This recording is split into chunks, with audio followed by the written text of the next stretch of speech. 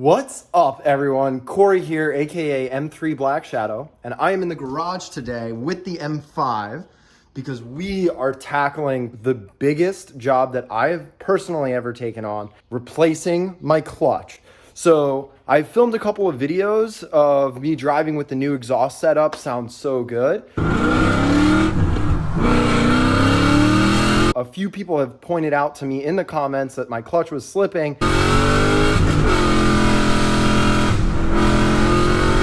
No, God! No, God, please, no! No! No! No! So I have got the car up on jack stands right now. I am going to be doing this job from my back, and I've got everything out of the way so far. So I've got the cats out of the way. I've got the exhaust out of the way.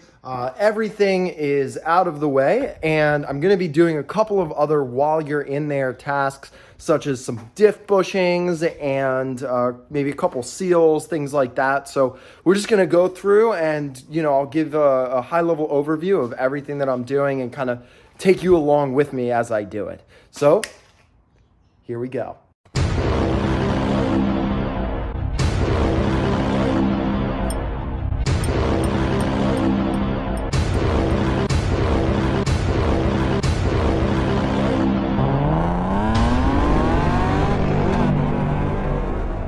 Okay, let's go under the car. So I've got all of the shielding off. I've got the Turner Motorsport skid plate. It is over there. That is off. I've got the plastic covers for the transmission off. I've got the mounting brackets off. I've got the full exhaust out. We took the center exhaust bracket out. I also unbolted the drive shaft. These bolts were really in there, and the way I got it out was just using heat and PB blaster. We disconnected the shift linkage, also disconnected the carrier, got the pin out, and I'm going to loosen up the center support bearing so that I can slide the drive shaft the whole way out, remove the X pipe and the exhaust. I've got very light leaking in here where the output seal is. I'm gonna go ahead and replace those on both sides. And then Jed from Einhorn Industries sent me a aluminum front diff bushing. So we're gonna push this out and we're gonna replace it because this is a known failure point. And then I also noticed in the back here that there is very light cracking. Very light cracking. If I'm already going to be replacing the front one, I might as well replace these as well. And then once we get the transmission out, obviously we're going to be replacing some other common wear items in there as well. All right, so we have the transmission jack up against the transmission providing support. I disconnected the clutch line, and that was kind of difficult. Drained out the fluid, and then we've got these external torques that go all the way around, and I have to unbolt everything, and the transmission should come down. All right, so I have moved back to the diff here. I was able to get most of the external torques out of the transmission. However, the top ones were a little bit difficult to get to. I have extensions and stuff, but I need to get a universal joint that just allows me to flex a little bit. And then I also ordered a 3/8 inch impact wrench that's a little bit more compact. And I think those two things will really help. So now I'm just taking care of the diff bushing.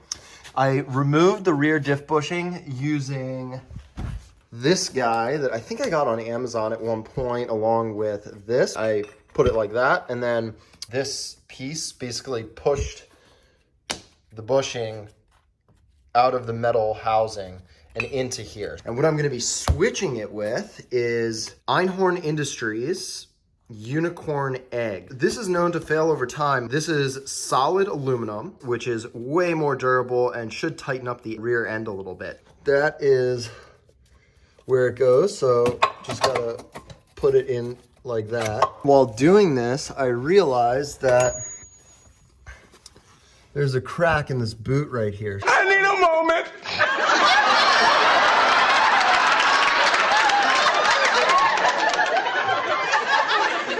I'm an adult.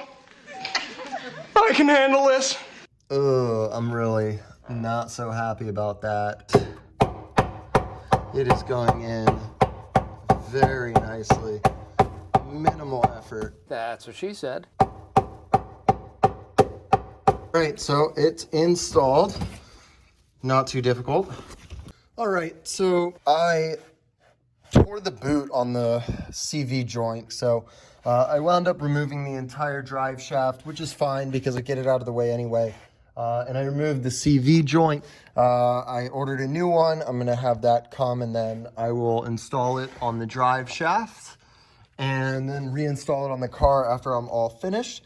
In the meantime, I am installing the seal for the output shaft. So you can see in there, it is right there, and it's leaking. You can see towards the bottom, you see a little bit of seepage right there. So it was actually not too difficult. All you have to do is unfasten these external Torx right here. They're on pretty tight, and you have to kind of jump back and forth between going in the car and lifting the emergency brake and coming under the car and unscrewing these. In order to get access to this and get this out, I had to jack the tire up a little bit. Otherwise, this would not clear. So all I have to do is pull that seal out, and then I got a new one, which I'm going to replace it with. So I got this seal out of the output shaft seal, out of the outer CV joint, and it was not easy. Essentially, there's a little trick here. I don't have a seal puller. So I took a little screwdriver, flathead screwdriver, and I hammered the seal on one side, pushing it in. And then I used a crowbar, and I was gentle, but I was able to get it right behind where the seal was. And by pushing one side in and pulling one side out, it was able to get the whole seal out. So we have the new bushing lightly pressed in place. I just did it by hand. And I have this tool right here. It's actually meant for pulling bushings out. It is the perfect size to get it all the way around on the metal part. And what I'm gonna do is just use this hockey puck, and I'm gonna take a rubber mallet and I'm gonna lightly tap it into place. Okay, so it is about a week later since I filmed the last clip. I was really struggling with the bell housing bolts, their E-Torx. And big shout out to Hunter Leisure from the E39 M5 owners group. He's been really helping me out and coaching me through it because he just did the same job not that long ago. And I was able to break all the bolts free using just a series of long extensions. The key is really to make sure that the E-Torx socket is squarely and perfectly around the bolt, because if it's just a little bit off, it literally will strip the whole bolt. And you know, these things are torqued to so tight. The hardest one by far was the one on the left side of the car. And there is a bolt on the other side. Let's see if I can get to it. I was able to squeeze a 3/8 inch, that 2 foot long extension. I was able to squeeze it right in between the oil pan and this frame, the subframe. And it went all the way underneath the headers, and there's a bolt on the back. And doing that along with the breaker bar was what allowed me to break that free. So now that that's free, I've got all of the bolts loose from the bell housing. I just got to pull them out and lower the transmission, and then we can start the real work. The rear is complete. I just have to do the 2 bushings in the back that I pointed out earlier that I have to complete. That one and the other one on the other side. Just showing you guys bits and pieces as I get through it. This is, like I said, by far the biggest project I've ever done.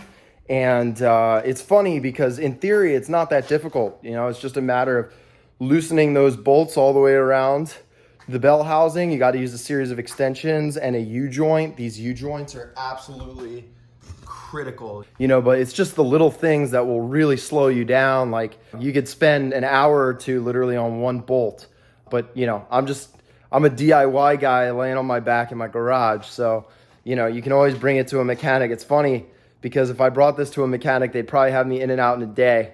Here I am working on it in bits and pieces over a course of weeks. But you know, at the end of the day, it's something I enjoy doing, and it saves me money in the process. I did some serious damage to this bolt. I'm gonna need to get a new one for sure. I did it. I got the transmission out. This is very exciting to me. All right, so transmission is removed. There is not a lot of room, and there's no way I'm gonna be able to get this transmission out from underneath the car without jacking it up a little bit more. I have a jack on the oil pan with a block of wood, just providing support so that it doesn't bend forward and potentially crush the steering linkage. And then we've got the clutch here. You can see here how these springs are far out. So the springs are actually compressed to start. And as you wear through the clutch, the spring gets wider and wider and wider. And you can see why it's starting to slip here. The springs are almost all the way out. So what we're gonna have to do is remove these little Allen bolts here to remove the pressure plate. And then we'll be able to move towards the clutch. And you can see in here, we have the pivot pin back here, and that's what we're gonna be swapping with our Einhorn Unicorn Nipple, which I'll show you guys in a little bit. All this stuff is coming out. We're gonna replace all this. So making progress. So I got these little Allen bolts off of the pressure plate. Whoa. Okay.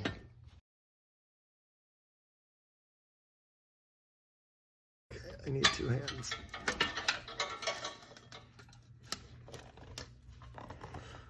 This is the flywheel. Looks really good. From what I know about, from the immense amount that I know about flywheels, since I know so much. So this is the old clutch and pressure plate. And this is the new clutch and pressure plate. And you can see, you know, there's definitely, like, if you look here, you can see how deep these grooves are. Whereas here, you can see that the grooves are almost gone. They're very, very shallow. And if you look at them next to each other, you can see that, let's see if I can do this with one hand, but you can see that the new one is definitely thicker than the old one. And you can really see those grooves are much more noticeable on the new one than the old one. But honestly, like, it's really not as bad as I thought it would be. And I decided to do this at the first sign of slippage. Like, the first sign that my clutch was starting to slip is when I decided to tackle this, because it's like, might as well tackle it early rather than wait until you're in a position where you are unable to shift into gear, or the gear is like slipping on the highway when you're actually in gear. I think I'm gonna actually be able to skip out on replacing the flywheel, because the flywheel actually looks so good. Time to look at the slave cylinder here. I unbolted the two nuts that go around here. So we're gonna just take this and pop it off here. You know what? A lot of it looks like it's dirt. So that's the old one. That's the new one. But it's probably good to replace this. This clip here. Hold on. All right. There we go. So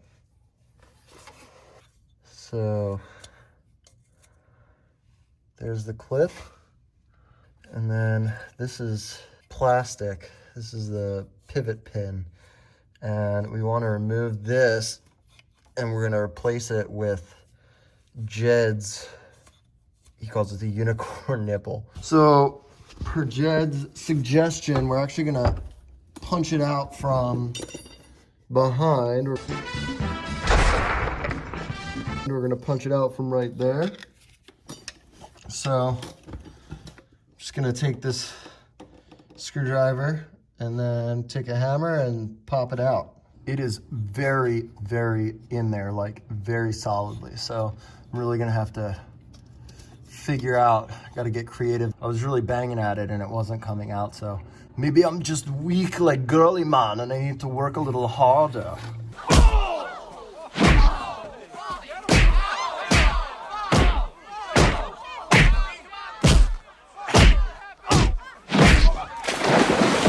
All right, I was finally able to get the pivot pin out, and the way that I did that, you can see it's pretty butchered here. Basically what I had to do was I took a Dremel and I cut the nipple a little bit so that it was flat, and then I took a drill bit and I drilled right through it, and then I blasted it with some heat so it got really hot, and then I took these pliers, which are angled, and I was able to get a really good grip on it and just wiggle, wiggle, wiggle, wiggle, pull, and eventually it came out. But you can see though that like this is very like not a very durable piece.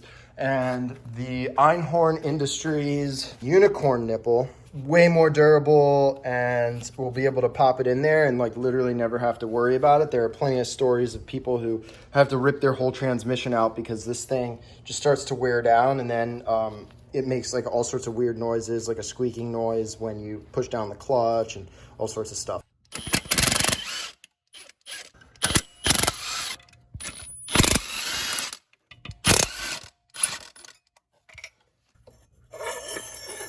Looks like we're gonna want to replace the seal right here.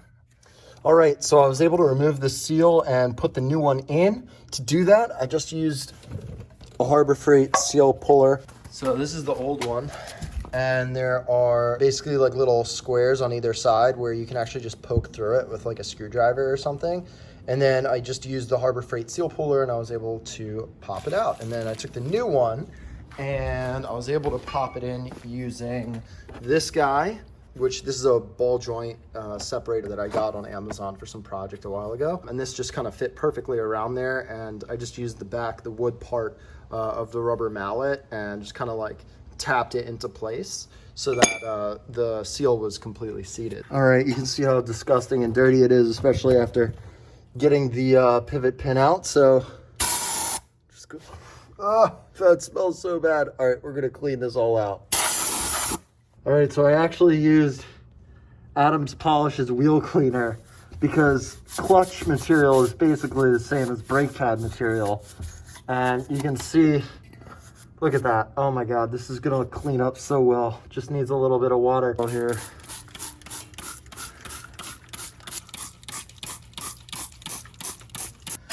All right, bell housing is cleaned up. You can see it looks way better. I mean, there's still some crap, but you know what? It doesn't matter that much because it's just gonna get dirty again. It's like cleaning the barrel of your wheel. All right, I was successful getting this pin in. It was not easy. I needed to use heat. I heated up the entire area around it. I mean, the tolerance is so tight. And then I used just a hammer and a rubber mallet. And then I actually put the tip of the wood handle on here. And I used the metal hammer on top of the rubber part of the mallet. And I banged it in and I got it pretty close. And then I grabbed a 1/2-inch socket extension. And I was able, this basically fit perfectly around it, and I was able to bang it into place. We're gonna take this guy, get it over top here, and then we've got these little 10mm bolts. Everything is put back together. Got the sleeve bolted back in, so I think we're good here. Now we have to move on to what is called the pilot bearing in there, and I do not have a bearing puller, so I think I might remove this with a slice of bread. You take a piece of wet bread and you put little pieces of it in there. This is so gross. Made a huge mess. This is disgusting. I would not recommend doing this at all. So we've got just a socket that like fits in there. I stuffed bread in there too. And I just hope that my car likes potato bread.